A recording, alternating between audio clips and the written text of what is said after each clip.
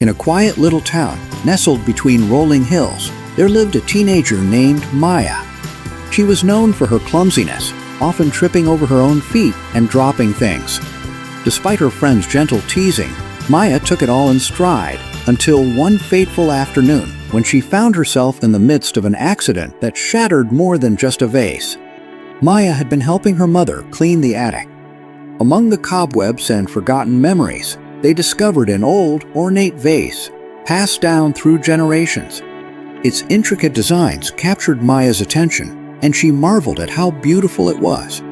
"Mom, we should display this in the living room," she exclaimed. As she carefully lifted the vase, a sudden slip caused her to lose her grip. The vase tumbled to the floor, shattering into 1,000 glittering pieces.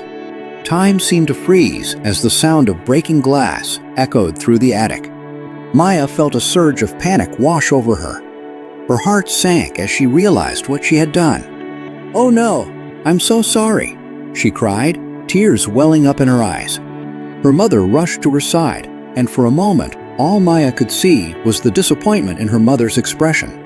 "That vase was special," her mother said softly, trying to remain calm. "It belonged to your grandmother."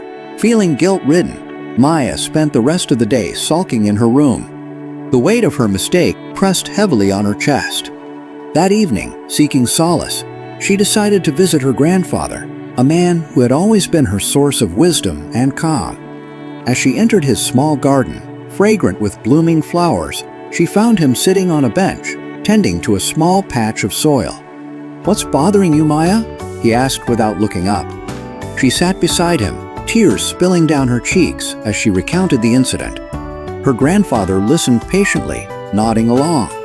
When she finished, he placed his hand on her shoulder.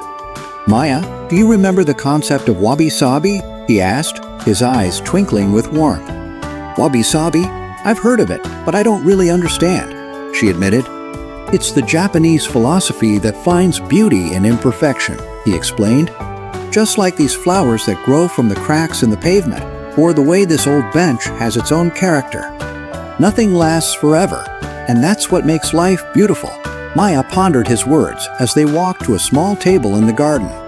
On it lay various broken ceramics that her grandfather had collected over the years. Some were chipped and cracked, while others were just shards. "What do you do with these?" she asked. "Rather than discard them, I turn them into something new," he said, picking up a broken plate. "With a little creativity, they can become art." He showed her how to arrange the pieces into a mosaic, each fragment telling its own story of what once was. Inspired, Maya thought about the vase. "Can I try?" she asked, her voice tinged with hope. "Of course. Let's see what we can create together," he replied, gathering the broken shards from the table. That afternoon, they worked side by side, gluing the pieces of the broken vase together, transforming it into a new, unique creation. Each shard was carefully placed, and with every piece, Maya felt a sense of release. She was no longer just mourning the loss, she was creating something beautiful from it. As the sun began to set, casting a golden way over the garden, Maya stepped back to admire their work. The new piece gleamed with a charm of its own, a mosaic vase, imperfect yet captivating. "Maya," her grandfather said softly, "life is like this vase. It may break, but it can also be remade into something even more beautiful. Embrace your mistakes, learn from them, and know that they are a part of your journey." With newfound understanding, Maya hugged her grandfather tightly. "Thank you, Grandpa. I see it now," she said, wiping her tears away. From that day forward, every time she faced a challenge or made a mistake, Maya would remember her grandfather's words. The broken vase had taught her that imperfections are not to be feared but embraced, for they can lead to beautiful transformations in life.